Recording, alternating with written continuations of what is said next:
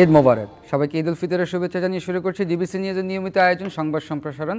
সাথে আছে আমি মুক্তাদির অনিক। দিনের বাছাই করা সংবাদ এবং এর পর্যালোচনা নিয়ে সংবাদ সম্প্রসারণে আজ অতিথি স্টুডিওতে আছেন সিনিয়র সাংবাদিক এম এ আজিজ এবং প্রথম আলো যুগ্ম সম্পাদক সৌরভ হাসান। স্বাগত আপনাদের সংবাদ সম্প্রসারণে। ঈদ মোবারক এম এ আজিজ। ঈদ মোবারক সৌরভ হাসান। কেমন কাটলো ঈদ? ভালোই, দেশে গেছি, ভালোই কেটেছে। হ্যাঁ, ঈদগাহে নামাজ পড়েছি, মোলাকাত করেছি এবং দেশের মানুষ, আমার কাছে মনে হয় আমরা যেহেতু ঢাকায় থাকি, তারা আমাদেরকে নিয়ে বেশ খুশি এবং আমি সেখানে ঈদগাহে একটা কিছু বক্তব্যও রাখতে বলেছে, আমি লিখেছি। হ্যাঁ, এবং আমি নিজেও ব্যক্তিগতভাবে খুব খুশি গ্রামে গিয়ে। গ্রামে এমনিতেই মনটা নেই, গ্রামে বড় হয়েছি, গ্রামে যাইতেই প্রাণ চায়, কিন্তু ঢাকা শহরের নানান ব্যস্ততার কারণে হয়তো ইচ্ছা করলেই যাওয়া হয় না, আর যেতেও তো 5 ঘন্টা লাগে, সমস্যা। এই যে আমরা এখন একটা কথা শুনি 15 বছর পরে একটি ভিন্ন ঈদ কাটাচ্ছে বাংলাদেশের জনগণ।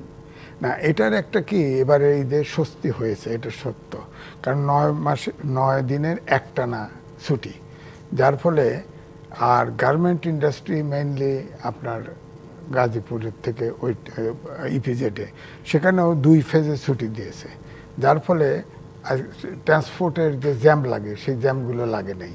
প্রধানত টাঙ্গাইল রুটে জ্যামটা বেশি হয়, এই জ্যামটা হয় নাই। তারপরেও আমি এটা অন্তর্বর্তী সরকার একটা সাফল্য কিনা আজিজ? তো তাহলে যে সরকার আসে 1 মাস করে ছুটি দিলে তো আরও সাফল্য বেশি দেখা যাবে, এটা কোনো কথা না। কথা হচ্ছে 9 দিনের ছুটি কাকতালীয়ভাবে একসাথে পড়ে গেছে, উইকলি হলিডে সহ, সুতরাং স্বস্তি হয়েছে। হয়তো যদি একবারে একদিনে 3 দিনের মাথায় ছুটি হতো তাহলে আগের মতোই সমস্যা হতো। এখানে কোনো সৌরভ হাসানের কাছে যাই। সৌরভ হাসান, কেমন কাটলো ঈদ? বলছেন 15 বছর পরে ঈদের 3 দিনই অফিস করতে হয়েছে। দেখলেন প্রথম আরো ই পেপার বের হয়, সুতরাং প্রথম আরো কিন্তু এই ডিবিসির মতোই বিরতিহীন কাজ করতে হয়েছে। দ্বিতীয় হচ্ছে ভালো, আজিজ ভাই বলছেন মোলাকাত, মানুষে মানুষে মোলাকাত, মিলন, মানুষে মানুষের সম্প্রীতি, সৌহার্দ্য, এটাই হচ্ছে ঈদের বাণী, ঈদের মহিমা। কিন্তু আমরা রাজনীতিতে কিন্তু সেই মহিমা দেখি না, সেই মোলাকাত দেখি না। রাজনীতিতে আমরা ঈদের আগে পরে ঈদের দিনও তো দেখলাম যে রাজনীতিকরা একে অপরকে দোষারোপ করছেন, মানে কোথাও যাতে কোথায় যেন একটা ছেদ ঘটেছে, গন্তব্যে পৌঁছতে পারছে না। আমরা এই সরকার আসার পর থেকেই তো আলোচনা, সংস্কার, নির্বাচন, এই 3টি বিষয়, 3টি খুব প্রধান বিষয় মানুষের মধ্যে এবং রাজনীতিকদের মধ্যে। কিন্তু এখন আবার নির্বাচন নিয়ে এক ধরনের সংশয়, সন্দেহ। আমরা আপনি রাজনীতি নিয়ে কথা বলছিলেন, আমরা একটু জানতে চাই ঈদকে ব্যাপারে। এই যে এবার অনেকে বলছে খুব স্বস্তিতে বাড়ি ফিরেছেন, কোনো ট্রেনে শিডিউল ক্রাইসিস ছিলেন না, জ্যাম ছিলেন না, এবং পুরো রমজান মাস জুড়ে দ্রব্যমূল্য নিয়ন্ত্রণে ছিলেন। এটা কি অন্তর্বর্তী সরকারের? হ্যাঁ, এটা যদি অন্তর্বর্তীকাল সরকারের সাফল্য হয়, তাহলে যেসব ক্ষেত্রে এর ব্যত্যয় ঘটেছে সেটা তার ব্যর্থতা। যেমন আইনশৃঙ্খলা, আপনারা দেখলেন যে র্যাবের পরিচয় দিয়ে ধানমন্ডিতে কি ভয়াবহ ডাকাতি হলো। খুলনায় যৌথ বাহিনীর সাথে ডাকাতরা যুদ্ধ করলো এবং যৌথ বাহিনীর কয়েকজন সদস্য আহত হলো। চট্টগ্রামে তো আরও ভয়াবহ ঘটনা ঘটল। সুতরাং সবটাই যে এই ব্যর্থতার সাফল্য, জনগণের যে আকাঙ্ক্ষা, জনগণের যে প্রত্যাশা, সেটা যে সরকার যারা পূরণ করতে পারবে। আর শুধু সরকার কিন্তু একা কিছু করতে পারে না। এর মধ্যে যে পরিবহন মালিক, সরকারের কিছু কিছু উদ্যোগ, যেমন এবার দেখলাম যে বাসে যে ভ্রাম্যমাণ আদালত জরিমানা করেছে যে বেশি ভাড়া নিলে, দোকানে দোকানে করেছে, এটি ভালো। এখন এটি হচ্ছে একেবারে কি বলে সমষ্টি পর্যায়ে। এম এ আজিজের কাছে শুনি যে এম এ আজিজ যেমনটা সৌরভ হাসান ব্যর্থতা এবং সাফল্য নিয়ে বলছিলেন অন্তর্বর্তী সরকারের, আপনি কি মনে করেন? আপনি সাফল্য কতটুকু দেখছেন, ব্যর্থতা কতটুকু দেখছেন? সাফল্য যেটা হচ্ছে, সৌরভ ভাই বলল যে এবারে বাস ভাড়া বাড়ে নাই। আমি 600 টাকার ভাড়া 1000 টাকা দিয়ে গেছি, বাধ্য হয়ে গেছি। হ্যাঁ, বাড়ানোর জন্য জরিমানা করেছে, জরিমানা যাদেরকে ধরছে তারা ঠিকই নিচ্ছে। তো সুতরাং ভাড়া প্যাসেঞ্জার থাকুক আর না থাকুক, ঈদ একটা মৌসুম, ট্রান্সপোর্টের লোক ভাড়া বাড়ায়, এতে কোনো সন্দেহ নেই। এখন ব্যর্থতা কিছু দেখা যায়, কিছু দৃশ্যত, কিছু অদৃশ্য। যেমন আইনশৃঙ্খলা বাহিনীর কথা বলছে, হ্যাঁ কিছুদিন আগে তো আইনশৃঙ্খলা বাহিনীর সাংঘাতিক অবনতি, আর্মির ড্রেস পরে মিরপুরে তো এখনও বলা হয় মিরপুর সন্ত্রাসীদের অভয়ারণ্য। কারণ এই সরকার প্রথমেই এসে যারা মানে মানে পিচ্চি হান্ডান, পিচ্চি হেলাল, এই ধরনের সব শীর্ষ সন্ত্রাসী সবগুলোকে মুক্ত করে দিছে, এবং তারা এখন কেউ নাই মাঠে, সবগুলো ডাকাতিতে ব্যস্ত, খুন খারাপিতে ব্যস্ত। এখনও কিন্তু তারা ধরা পড়ে নাই নতুন করে, কিন্তু খুন তো হচ্ছে। হ্যাঁ, তারপরে তৌহিদি জনতা মাজার ভেঙে ফেলছে 7টা, মসজিদ থেকে আজান দিয়ে আপনার তো মোপ তৈরি করা হয়, এগুলো কেউ কাকে শুনেছেন? কেউ গ্রেপ্তার হয়েছে? গ্রেপ্তার হয় নাই, এখানে লিভারেজ দেওয়া হয়েছে। তারপরে ধরেন আমি যদি বলি যে দেশটা ব্যবসামুখী হয়েছে, আগের যে ব্যবসায়ী তারা ব্যবসায়ী করতেছে না। ধরেন প্রফেসর ডক্টর মোহাম্মদ ইউনূস, তার 6 মাসের জেল হয়েছিল, তিনি জামিনের শর্তে তিনি জামিনে ছিলেন, জামিনের শর্তে তিনি তারপরে নৈতিকভাবে প্রধান উপদেষ্টা কি করে হলেন। 2 নম্বর, গ্রামীণ ব্যাংকের 666 কোটি টাকা মওকুফ করে নিয়েছেন, গ্রামীণ ফোনের 4000 কোটি টাকা মওকুফ করে নিয়েছেন।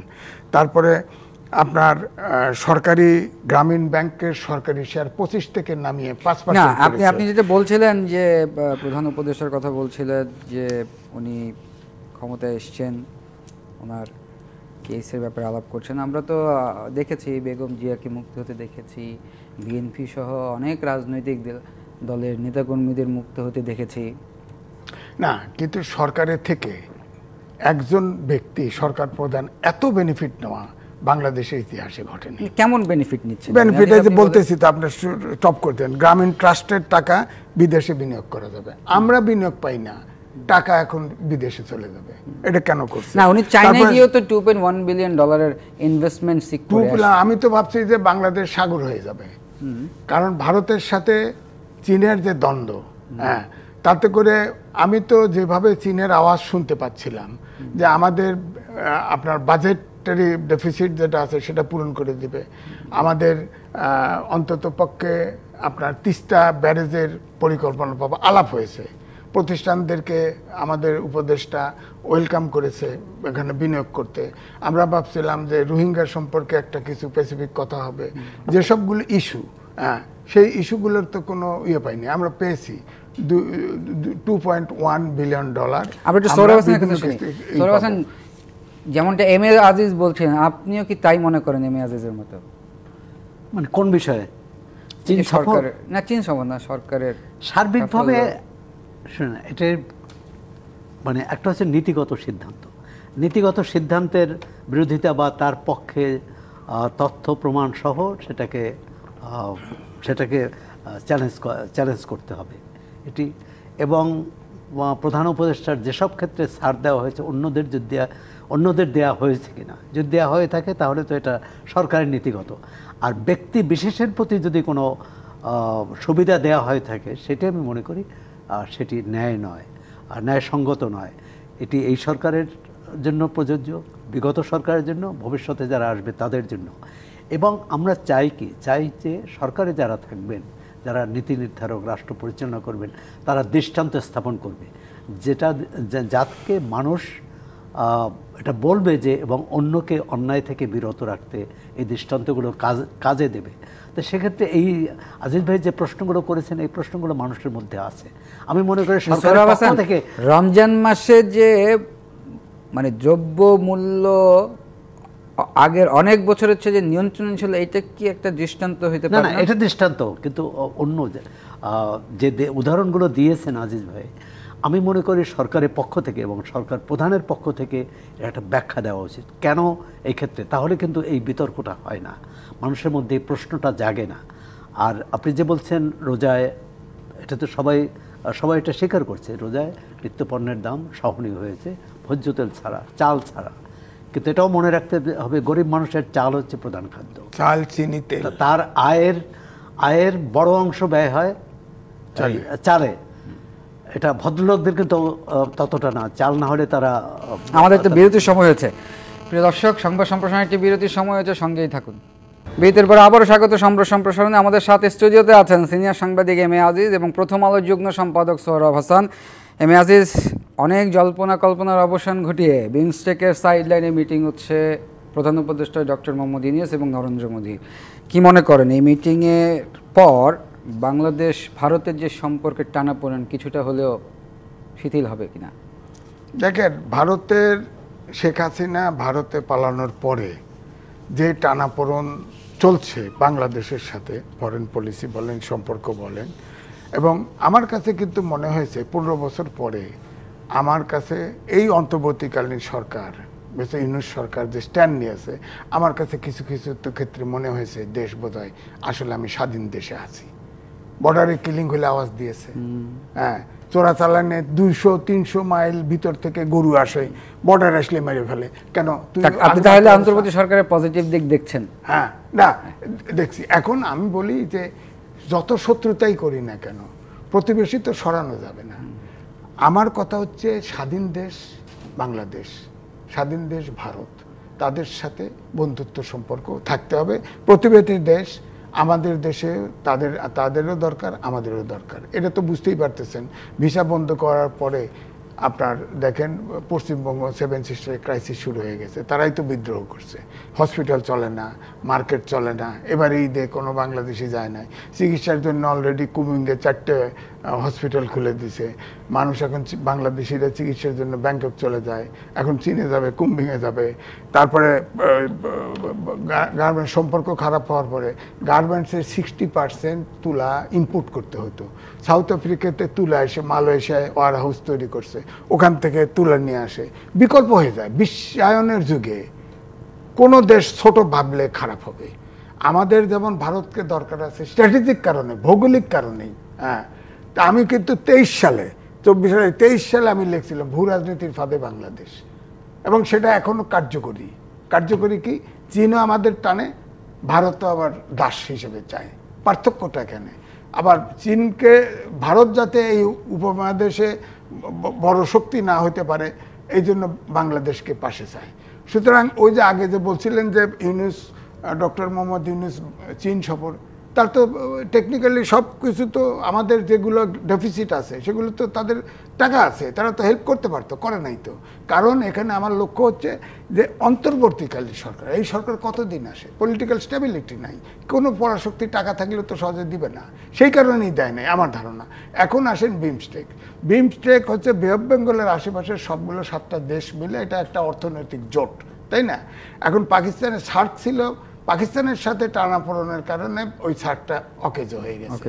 এখন বাংলাদেশের সাথে আমরা তো সম্পর্ক এখন ভালো যাচ্ছে না অন্তর্বর্তীকালীন, বিশেষ করে হাসিনা পালানোর পরে। আমার ধারণা শেখ হাসিনা যতদিন ভারতে আসে ততদিন আমাদের সম্পর্কে টানাপোড়েন থাকবেই। আমরা একটু সোহরাব হাসানের কাছে যাই। এম এ আজিজ, যেটা সোহরাব হাসান সোহরাব হাসান যেটা এম এ আজিজ বলছিলেন যে শেখ হাসিনা যতদিন ভারতে থাকবেন এই সম্পর্ক বাংলাদেশের সাথে টানাপোড়েন চলবেই। বিমস্টেক সম্মেলনের কি অ্যাচিভমেন্ট আপনি দেখতে পান? না, প্রথমত হচ্ছে বৈঠক না হওয়ার চেয়ে বৈঠক হওয়া ভালো। সেই বৈঠক যদি সফল না হয় তারপরও এটা হচ্ছে পরস্পর দুই পক্ষে একে অপরকে জানা বোঝার জন্যে, অভিযোগ জানানোর জন্যে, অভিযোগ খণ্ডন করার জন্য বৈঠক খুব জরুরি। 8 মাস পর বাংলাদেশ ও ভারতের সরকার প্রধানের বৈঠকটি আমি মনে করি গুরুত্বপূর্ণ।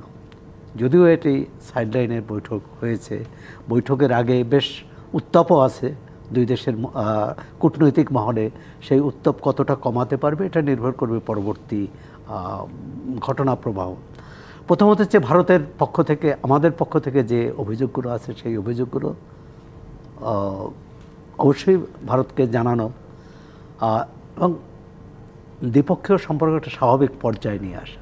এটি কখনো উচ্চ লয়ে থাকে, কখনো নিম্ন লয়ে থাকে, কিন্তু 75-এ 15ই আগস্ট বঙ্গবন্ধু হত্যার পরও কিন্তু দুই দেশের স্বাভাবিক যে চলাচল, যাতায়াত, ব্যবসা বাণিজ্য এটি বন্ধ হয়নি। কিন্তু 5 আগস্টের পর এটি বন্ধ হয়েছে, এবং সেটা আমাদের কারণ নয়। ভারত বাংলাদেশের এই রাজনৈতিক পরিবর্তনটা মেনে নিতে পারেনি। তাদেরকে রাজনৈতিক বাস্তবতা মেনে নিতে হবে। ভারতের পররাষ্ট্রমন্ত্রী জয়শঙ্করের একটি বিবৃতিতে কিন্তু সেটি এসেছে যে বাংলাদেশের যেই গণরোষ এটি ভারতের জানা ছিল, কিন্তু তাদের কিছু করণীয় ছিল না, করার কথাও নয়, কিন্তু সেটি আরেকটি দেশ, একটি সার্বভৌম দেশে, স্বাধীন দেশে রাজনীতি নিয়ন্ত্রণ করবে সেই দেশের জনগণ। সুতরাং বাংলাদেশের বাস্তবতা মেনে যদি তারা যে কোনো পথ নীতি পরিকল্পনা নেয়, তাহলে দুই দেশের সম্পর্ক স্বাভাবিক হওয়া সম্ভব। ভারতের পক্ষ থেকে কি উদ্বেগ? একটা হচ্ছে নিরাপত্তার ব্যাপারে, যেটি তাদের 7 সিস্টার বা উত্তর পূর্ব ভারতের ক্ষেত্রে বলা হয়। আরেকটি হচ্ছে এখানকার সংখ্যালঘু।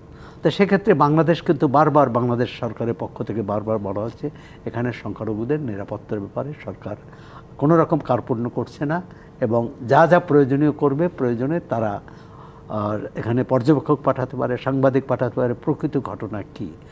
আর আমিও মনে করি যে এটি অন্য দেশ বলার আগে বাংলাদেশেও যদি কোনো রকম দুর্বলতা থাকে, সংখ্যালঘুদের যদি নিজেদের প্রান্তিকভাবে, নিজেদের অসহায়ভাবে, নিরাপত্তাহীনভাবে সেক্ষেত্রে পদক্ষেপ নেওয়া দায়িত্ব বাংলাদেশ সরকারেরই। আরেকটি আছে, একই সঙ্গে কিন্তু নিউ ইয়র্ক টাইমস যে প্রতিবেদন দিয়েছে, বা এর আগে যুক্তরাষ্ট্রের যে গোয়েন্দা প্রধান, আমরা আলোচনা করব, আচ্ছা ওটা করব। তো এখানে আমি মনে করি যে একটা কিছু হবে, মানে একেবারেই এটা ফলাফল শূন্য হবে। ফলাফল শূন্য হলে বৈঠকই হতো না। যেমন এর আগে আরেকটি এরকম জোট সম্মেলনে কিন্তু বাংলাদেশের পক্ষ থেকে শীর্ষ পর্যায়ে বৈঠকের প্রস্তাব দেওয়া হয়েছিল, সেটি হয়নি। শুধু এক জায়গায় না, দুটো জায়গায়, জাতিসংঘে এবং পরে বোধহয় হারারে, সেটি হয়নি। সুতরাং ভারত যে এই বৈঠকে রাজি হয়েছে, আমি মনে করি এটি একটি ইতিবাচক। এখন এর ফল দুদেশের জনগণ, যেটাই আজিজ ভাই বলছেন, যে দুই দেশের সম্পর্ক শুধু সরকারের সাথে সরকারের না, দলের সাথে দরকারের না, দলের সাথে দলের না, জনগণের সঙ্গে জনগণের সম্পর্ক।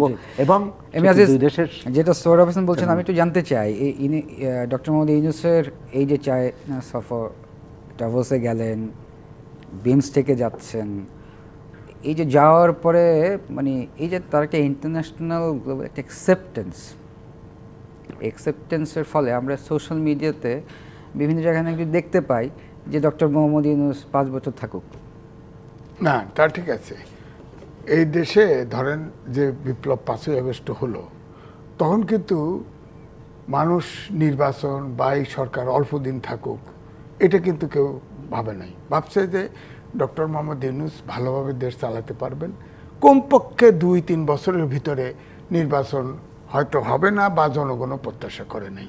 কিন্তু দেশটা তো ঠিকমতো চলে নাই, এবং অন্তর্বর্তীকালীন দেশটা তো তখন ঠিকমতো চলার কথা কি, যখন আপনার একটা অভ্যুত্থানের পরে যখন একটা ল থাকে, এটা তো সময় দিতে হয়। না না, এটা টাইমের ব্যাপার, টাইম নিয়ে আপনি সবকিছু সেটেল ডাউন হওয়ার জন্য তো আপনি একটু সময় দিতে হয়। সময় 7 মাস, এখন কি আস্তে আস্তে হচ্ছে না? না, 7 মাস পার দিয়ে গেছে। আপনি এখনো আইন শৃঙ্খলা বাহিনী দেখেন, ডিসি পদায়ন করছে, অর্ধেক ডিসি রে উইথড্র করছে। কেন করছে? কেন করলো? পদায়ন করলেন কেন? আরও তো 25টা ক্যাডার ছিল, আপনারা দিতে পারতেন না? পুলিশের আছে, ওই 2 দিন আগেও দেখলাম একা এক্সপিরিয়ে ধরে নিয়ে গেছে। তো তাহলে ট্রমাতে তারা ভুগবে না? কোন কাজ করব, কি করব? যার ফলে এখন সমন্বয়কারী একজন গেলেই পুলিশ ভয় পায়, যা হ্যাঁ কথা না শুনলে আমার করবো ফেসিবাদের দোষর, জেলখানায় যেতে হবে। সুতরাং এই সিচুয়েশনটা তো নর্মালাইজ করতে হবে, সেটা তো উনি পারেন নাই। ধরেন তৌহিদি জনতার, ওই বললাম না, তৌহিদি জনতা আপনার মানুষ মারি ফেলে, পেছনের কথা যা ঘটে গেছে, কিন্তু লাস্ট 1 মান্থের আপনি যদি দেখেন আস্তে আস্তে ঠিক হচ্ছে কিনা, আমরা এটা নিয়ে আলোচনা করব বিরতির পর। প্রিয় দর্শক, সংবাদ সম্প্রসারণে বিরতির সময় হয়েছে, সঙ্গেই থাকুন। বিরতির পর আবারও স্বাগত। সংবাদ সম্প্রসারণে স্টুডিওতে আছেন এম এ আজিজ এবং সোহরাব হাসান। সোহরাব হাসান, আপনার কাছে আলোচনায় ফিরি। বিএনপির মহাসচিব আজকে বলেছেন বিএনপিকে টার্গেট করে চালানো হচ্ছে অপপ্রচার। আসলে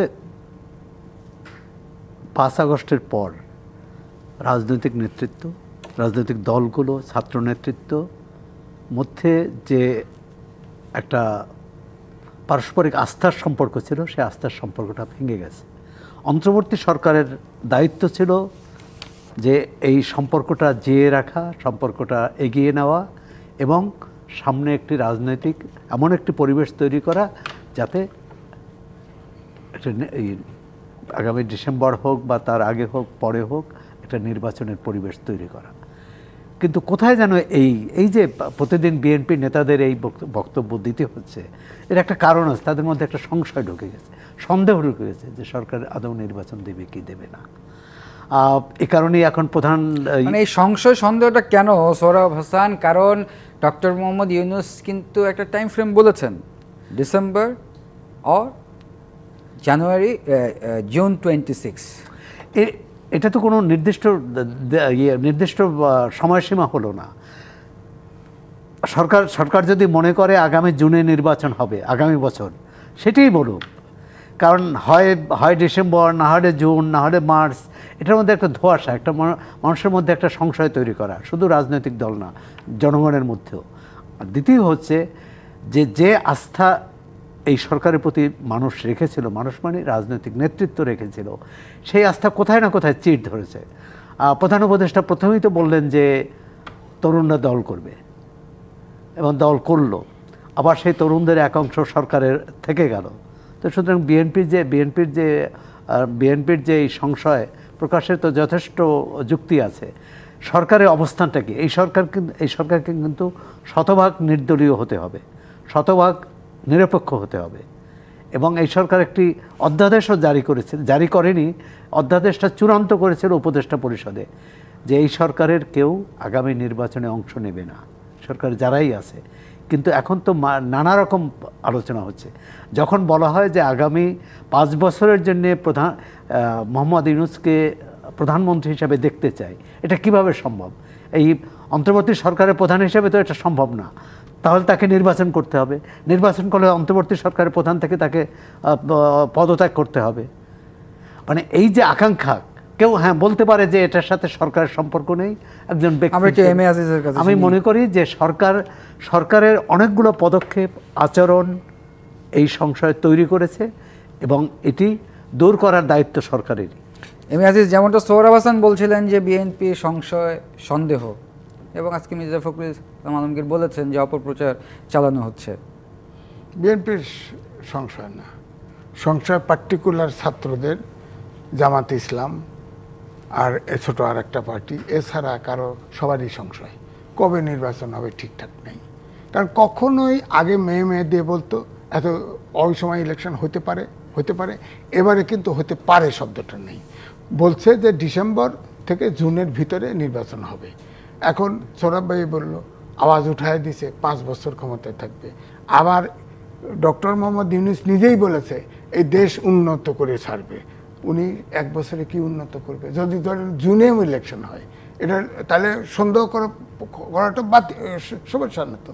ছাত্ররা ইলেকশন করতেছে, এখন ছাত্ররা সমন্বয় জমিদারের নাতি হয়ে যেতেছে, জমিদারের পোশাক পরে ইউটিউবে আসতেছে, 100-150 গাড়ির মহড়া দিচ্ছে, এগুলো প্লেন ছাড়া চলে না, হেলিকপ্টার ছাড়া চলে না। এই যে এবং তাদের দিয়ে আওয়াজ দিতেছে কোনো পরিষদ চাই, নির্বাচন আগে লোকাল গভর্নমেন্ট চাই, অর্থাৎ সব জায়গায় ব্যারিকেড বসানো হচ্ছে। সুতরাং সন্দেহ তো হবেই। সন্দেহ এই যে ছাত্রদেরকে হাতে রাখছে, এই ছাত্ররা যতদিন যাচ্ছে যে ছাত্ররা শক্তিশালী হবে, ছাত্ররা শক্তিশালী হচ্ছে না। কেমোথেরাপি ছাত্র না, এখন তো রাজনৈতিক এনসিপি, এটা এখন কেমোথেরাপি খেয়ে ঢাকা ইউনিভার্সিটির কয়েকটা হলের ভিতরে ঢুকছে। নির্বাচনে যখন রোডম্যাপ দিবে, ঢাকা শহর থেকে বেরোতে পারবে না, দেখেন আপনি। এবং আমি নির্বাচন, শেখ হাসিনার নির্বাচনে 3টা কিংস পার্টি করেছিল, একটা প্রার্থীর জামানত থাকে নাই, এদেরও একটারও জামানত থাকবে না, যত তাফালিং করুক, একটারও। এরা আস্তে আস্তে যদি এই 1 বছর ধরে রাখে, 1 বছরে সবার ভোট শূন্যতে পৌঁছাবে। জামানত তো বাজেয়াপ্ত না, বাক্সই খালি হয়ে যাবে এদের। কারণ এরা যাদের সাথে থাকবে তাদেরও ভোট কমবে। এখন ধরেন আমার থানায় তো লোক পায় না ছাত্রদের, তখন জাতীয় কি এনসিপি কেমনে করবে? জামাতের লোকজন দিয়ে পার্টি বানাইছে, তো এই তো করতেছে। ছাত্রলীগের কিছু নতুন লোক ঢুকতেছে, শিবিরের কিছু নরম লোক, প্রাস লোক, তারা ঢুকতেছে, ঢুকে পার্টি হইতেছে। তো এগুলো তো ইলেকশনে আমাদের যে কালচার, যতই বলেন না কেন, ধাওয়া খাইলে গেলে পাওয়া যাবে, পাওয়া যাবে না তো। এখনই তো দাওয়া খাচ্ছে না, বাপটা বাপ বেটা এগুলো দাওয়া খাচ্ছে, এরপর তো হেরা দাওয়া খাবে, নিজেরাই দাওয়া খাবে।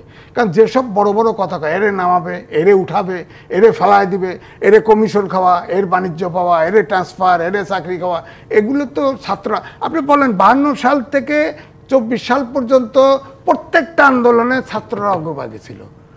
কোন ছাত্র সরকারের অংশ নিছে? কোন ছাত্র নেতারা এইভাবে বিতর্কিত হয়েছে? এবারে যত বিতর্কিত হয়েছে হয় নাই। কারণ এবারে 24 সালে আর 71 সালের সমান হয়ে গেছে। বলেন 71 সাল আর 24 সাল এক কথা হলো? এক কথা? সৌরভ ভাই তো চোখে না, এই প্রশ্ন আপনি মানে তুলেন 71 আর 24-কে মুখোমুখি করার এই যে প্রশ্ন উঠছে বা প্রশ্ন তৈরি করা হচ্ছে, এটার রিজনটা কি? আপনি তো সাংবাদিক, যেদিন এই পার্টিটা লঞ্চ করে সেদিন দুটো ভিডিও দেখানো হয়েছে। একটা 1947 সালকে হাইলাইট করা হয়েছে। 47 সালে বাংলাদেশ ছিল? 47 সাল তো বৈশা দ্বিজাতির তত্ত্বের ভিতরে দেশ ভাগ হয়েছে। 71 ওই কোনো মতো মিটি করে দেখাই দিছে। আর 24 সালে সব দেশ পুরায় স্বাধীন হয়ে গেছে। এটা হলো? এখনো 7.5 কোটি লোক ছিল স্বাধীনতার সময়, তার কমপক্ষে 3 কোটি লোক বেঁচে আছে, আমরা বেঁচে আছি, ওই যে সৌরভ ভাইও বেঁচে আছে। এগুলোকে বুলডোজার দিয়ে ওই তিনারম্যান স্কোয়ারের মতো চীনের বুলডোজার দিয়ে মারিয়ে ফেলাই দেওয়া সম্ভব হবে?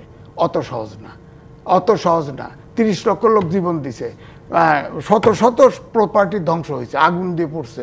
আমাদের ইউনিয়নে এক গ্রামে পাকিস্তানি সোলজার ঘেরাও করে 850 লোক মেরে ফেলছে। এগুলো আমরা ভুলতে পারবো?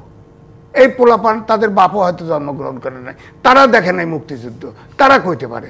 আমরা তো ভুলবো না, যারা দেখেছি, যারা মুক্তিযুদ্ধে অংশগ্রহণ করেছি, তারা তো ভুলবো না। 71-এর সাথে অন্য কোন আন্দোলনের সম্পর্ক তুলনা করা যাবে না। ধন্যবাদ এম এ আজিজ। প্রিয় দর্শক, যেমনটি এম এ আজিজ বলছিলেন, 71-এর সাথে অন্য কোনো আন্দোলনের তুলনা বা সম্পর্ক হতে পারে না। 71 বাংলাদেশের জন্ম, আর 24 একটি স্বৈর শাসকের হাত থেকে দেশকে রক্ষা করা হয়েছিল। এই ছিল সংবাদ সম্প্রসারণে। সবাই সুস্থ থাকুন, নিরাপদে থাকুন, ডিবিসির সঙ্গেই থাকুন।